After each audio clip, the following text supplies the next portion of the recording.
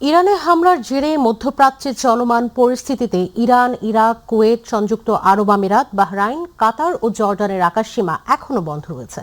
এ কারণে আজ ঢাকার হযরত শাহজালাল আন্তর্জাতিক বিমানবন্দর থেকে আরো 25টি ফ্লাইট বাতিল করেছে কর্তৃপক্ষ। গত 28 ফেব্রুয়ারি থেকে ওই দেশগুলোতে ফ্লাইট চলাচল বন্ধ রয়েছে। এর মধ্যে 28 ফেব্রুয়ারি 23টি, 1 মার্চ 40টি, 2 মার্চ 46টি, 3 মার্চ 39টি এবং 4 মার্চ 25টি ফ্লাইট বাতিল করা হয়েছে। আজ বাতিল ফ্লাইটগুলোর মধ্যে কাতারের 4টি, কুয়েতের 2টি, জাজিরার 2টি, এয়ার আরাবিয়া 8টি, এমিরেটসের 5টি, ইউএস বাংলার 4টি ফ্লাইট বাতিল হয়। সব মিলে এ পর্যন্ত 173টি ফ্লাইট বাতিল করা হলো।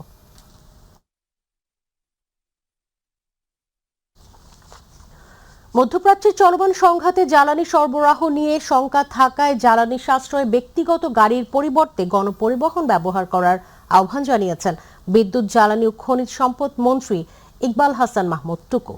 দক্ষিণ ও মধ্য এশিয়া বিষয়ক সহকারী মার্কিন পররাষ্ট্রমন্ত্রী পল কাপুরের সঙ্গে বৈঠক শেষে সাংবাদিকদের সঙ্গে আলাপকালে একথা জানান তিনি।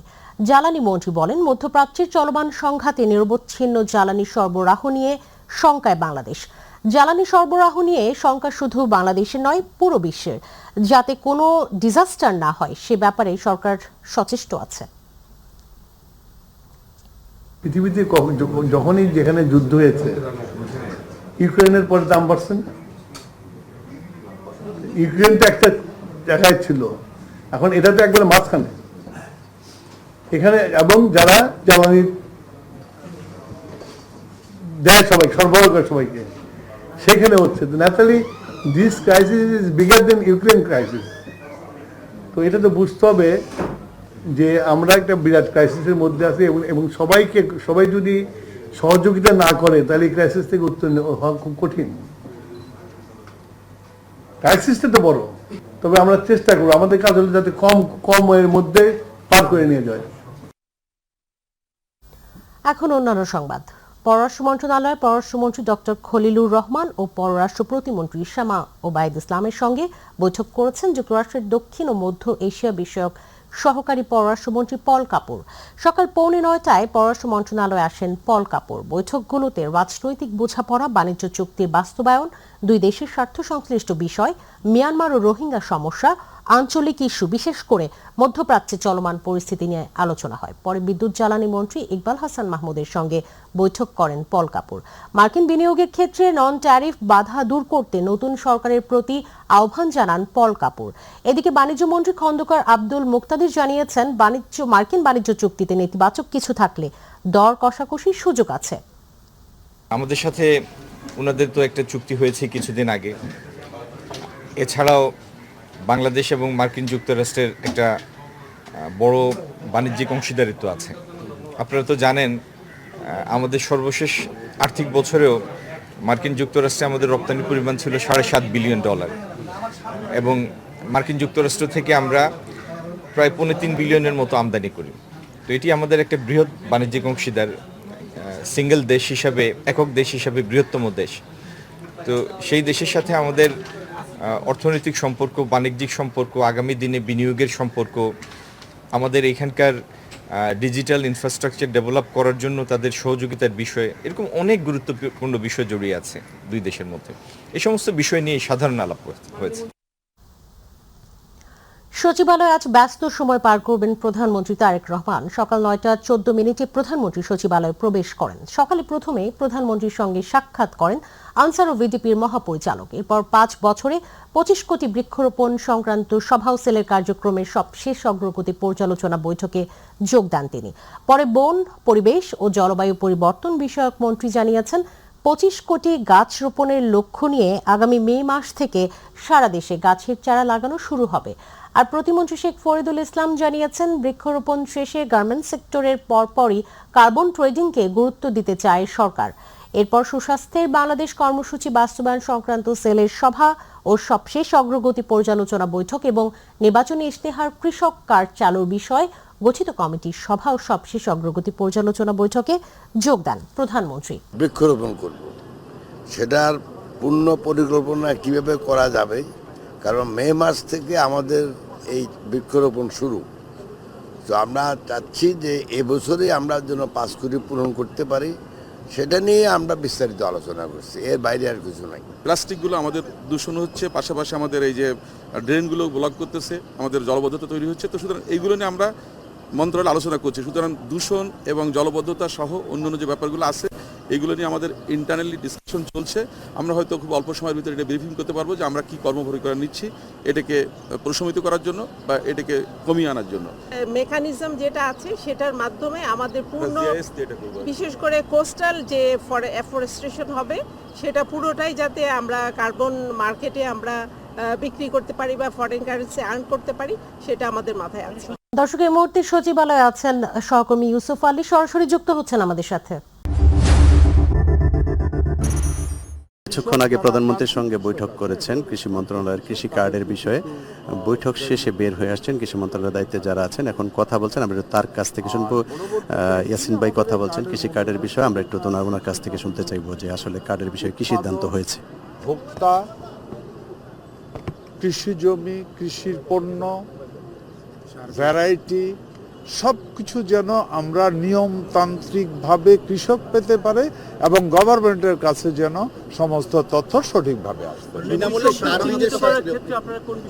সার বীজটা কি পাবে ওনারা? সার আর বীজ বিনামূল্যে, যেটা বলা হয়েছিল আগে ইলেকশনের আগে।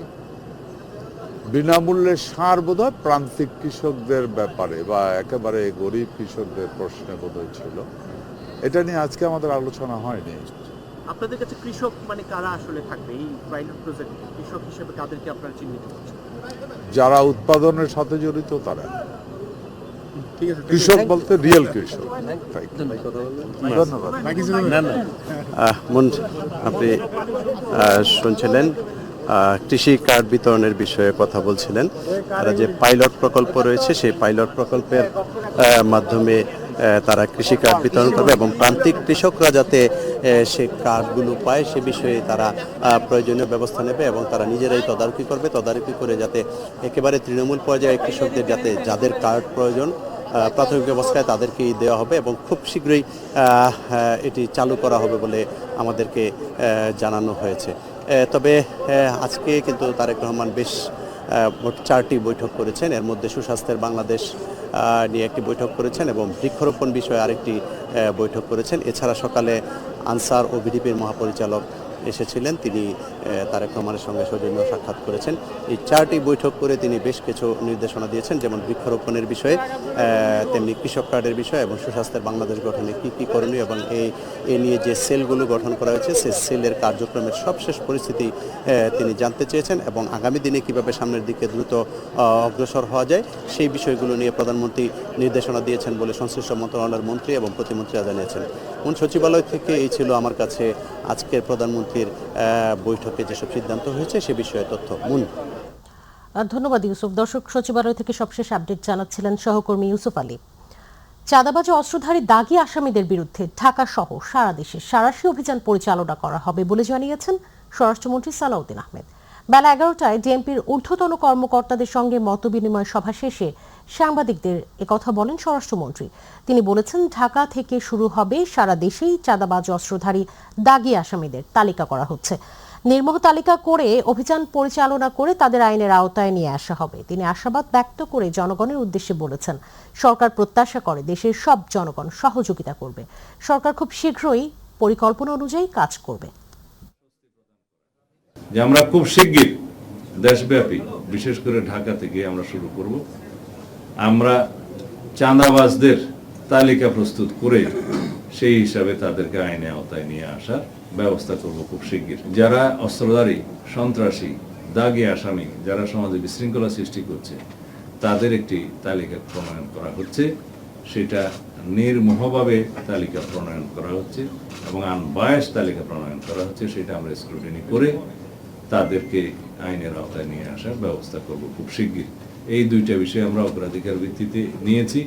আশা করি এদেশের সকল জনগণ, আপনারা সবাই সেটাতে আমরা সহযোগিতা দেবেন এবং সহযোগিতা। জুলাই গণভ্যুত্থানে রামপুরায় 2 হত্যাকাণ্ড ও অন্য আরও 2জনকে গুলি করার ঘটনায় মানবতা বিরোধী অপরাধ মামলার রায় আজ হচ্ছে না। রায় স্থগিতের আবেদন করেছেন নবনিযুক্ত চিফ প্রসিকিউটর আমিনুল ইসলাম। সেই সাথে নতুন প্রমাণ দাখিলে 4 সপ্তাহ সময়ের আবেদন করেছে প্রসিকিউশন ও ডিফেন্স উভয় পক্ষের যুক্তিতর্ক শেষে আজ 3 সদস্যের আন্তর্জাতিক অপরাধ ট্রাইব্যুনাল 1 এই মামলার রায় ঘোষণার জন্য দিন ধার্য ছিল। প্রসিকিউশন জানিয়েছে, মামলা প্রক্রিয়ায় কিছু ঘাটতি থাকার কারণে এবং বাড়তি তথ্যপাত্র যুক্ত করতে রায় স্থগিত চেয়ে আবেদন করা হয়েছে। এই মামলায় তৎকালীন Dhaka metropolitan police commissioner Habibur Rahman সহ 5 জন সাবেক পুলিশ কর্মকর্তার বিরুদ্ধে অভিযোগ আনা হয়েছে। তাদের মধ্যে শুধু চঞ্চল হেফাজতে রয়েছেন, বাকি 4 জন চঞ্চল চন্দ্র সরকার, তার একটা এক্সট্রা জুডিশিয়াল কনফেশন আছে এবং তিনি সরাসরি স্বীকার করছেন যে কিভাবে তিনি গুলি করেছেন, কিভাবে কি করেছেন, কার নির্দেশে করেছেন, সমস্ত কিছু তিনি বলছেন। সেই ভিডিও রেকর্ডটা ইনঅ্যাডভার্টেন্টলি আমরা এটা এভিডেন্সে আনতে পারিনি। আমার কাছে মনে হচ্ছে যে এরকম একটি শক্ত সাবুত এভিডেন্স যেটা আমরা না দেওয়ার কারণে আমার কাছে মনে হচ্ছে যে এটা আমাদের দেওয়া প্রয়োজন। সেই কারণে আজকে আমরা আদালতের কাছে, ট্রাইব্যুনালের কাছে আমরা আবেদন জানিয়েছি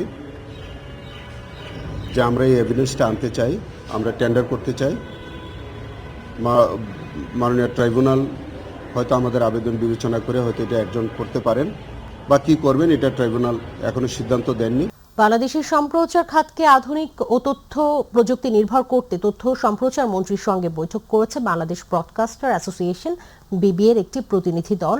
সৌজন্য সাক্ষাৎ ও মতবিনিময়ে উঠে এসেছে প্রযুক্তিগত উন্নয়ন, দক্ষ জনবল গড়ে তোলা এবং একটি স্বাধীন সম্প্রচার কমিশন গঠনের প্রস্তাব। রাজধানীর বনানীতে তথ্যমন্ত্রীর নিজ বাসভবনে বিবিএর একটি প্রতিনিধি দল এই সৌজন্য সাক্ষাৎ করেন। দেশের সম্প্রচার খাতের আধুনিকায়নের সাথে সাথে প্রযুক্তিগত উন্নয়ন, কর্মীদের প্রশিক্ষণ ও কারিগরি উন্নয়নের বিভিন্ন সম্ভাবনা নিয়ে বিস্তারিত আলোচনা করেন তারা। এ সময় তথ্যমন্ত্রী গণমাধ্যম খাতের পেশাদারিত্ব বজায় রাখতে দেশের সকল গণমাধ্যম কর্মীদের একযোগে কাজ করার আহ্বান জানান। যেই তথ্য বলতে আমরা যা বুঝতাম আর এখন তথ্য বলতে যা বুঝি, দুটো সম্পূর্ণ আলাদা জিনিস। আমার দায়িত্ব হচ্ছে কত দ্রুত কানেক্ট করে দেওয়া যায়। আমি এই জন্যই বললাম যে আপনাদের কথাগুলিকে আপনারা অর্গানাইজ ফর্মে আনার জন্য আমার প্রথম পরামর্শ হচ্ছে আপনারা একটা কনসেপ্ট পেপার দেন। সেকেন্ড পরামর্শ হচ্ছে আপনারা একটা ওয়ার্কশপের আয়োজন করেন। সেখানে আপনারা, আপনাদের তো আছেই, যাকে যাকে সংশ্লিষ্ট মনে করেন তাদেরকে ডাকেন। আমরা দিনভর শুনি, শুনতে শুনতে শোনার মধ্যে যে তখন পিকচার তাও ক্লিয়ার হবে, তাই না? এবং নলেজ শেয়ার করলে তো নলেজ আরো বাড়ে। সংরক্ষিত নারী আসনের জন্য বরিশাল বিভাগের সংসদীয় 6 আসনে হাফ ডজন নারী নেত্রীর দৌড়ঝাঁপ শুরু হয়েছে। প্রত্যেকেই বিশ্বাস করেন দলের দুর্দিনে রাজপথে হামলা, মামলা, কারাবরণ করায় তারাই নারী আসনে নির্বাচিত হয়ে যাবেন সংসদে। কথা বলবেন নিজ জেলার সমস্যা আর সমাধান নিয়ে। পারভেজ রাসেলের রিপোর্ট। বাংলাদেশের সংসদে মোট 300 আসনের মধ্যে 50টি সংরক্ষিত নারী আসন রয়েছে। এই আসনের প্রার্থী সরাসরি ভোটে নির্বাচিত হন না, বরং নির্বাচিত রাজনৈতিক দলগুলো তাদের আসন অনুপাত অনুযায়ী নারী প্রার্থীর তালিকা সংসদে জমা দেয়। তারপর স্পিকার সেই তালিকা অনুমোদন করেন। সংরক্ষিত নারী আসনের সদস্যরা বিশেষভাবে নারী অধিকার, শিক্ষা, স্বাস্থ্য ও কর্মসংস্থান সংক্রান্ত নীতিমালা তৈরিতে গুরুত্বপূর্ণ ভূমিকা রাখেন। এদের কণ্ঠ নারী সমতা ও উন্নয়নের পথে পথ প্রদর্শক হিসেবে কাজ করে। এজন্য দলের দুর্দিনে যারা বঞ্চিত ছিলেন, যেমন বিএনপির নারী নেত্রীরা, তারা সংসদে আসার আগ্রহী। তারা বিশ্বাস করেন নিজেকে যোগ্য প্রমাণ করে তারা নির্বাচিত সদস্যদের পাশে দাঁড়াবেন এবং আগামীর বাংলাদেশকে আরও শক্তিশালী করবেন। ডেডিকেশন, স্যাক্রিফাইস, গত 17 বছর রাজপথের যে আন্দোলন সংগ্রাম এবং এই দলের জন্য যে স্যাক্রিফাইস আমি করেছি, সেদিক থেকে আমি মনে করি দল যদি ত্যাগী নেত্রী হিসাবে এবং ত্যাগী কর্মীকে খুঁজে বের করে, সেক্ষেত্রে বরিশাল বিভাগ এবং পিরোজপুর জেলা থেকে আমি সেটা মনোনয়ন পাবো বলে আমি প্রত্যাশা করি। গত 17 বছর হাসিনা বিরোধী আন্দোলন টোটাল বরিশাল বিভাগে আমি কাজ করেছি। জুলাই আন্দোলনে আমি রাজপথে ছিলাম। সুতরাং মনে করি যে যারা আমরা রাজপথে ছিলাম, যারা আমরা দলের দুঃসময় দলের পাশে ছিলাম, তাদেরকেই দল মূল্যায়ন করবে। দীর্ঘ 17 বছর ফ্যাসিস্টের বিরুদ্ধে আন্দোলন সংগ্রাম করতে গিয়ে আমি 9 বার জেল খেটেছি এবং 55টি মামলা নিয়ে আমি রাজপথে আন্দোলন সংগ্রাম করে গিয়েছি।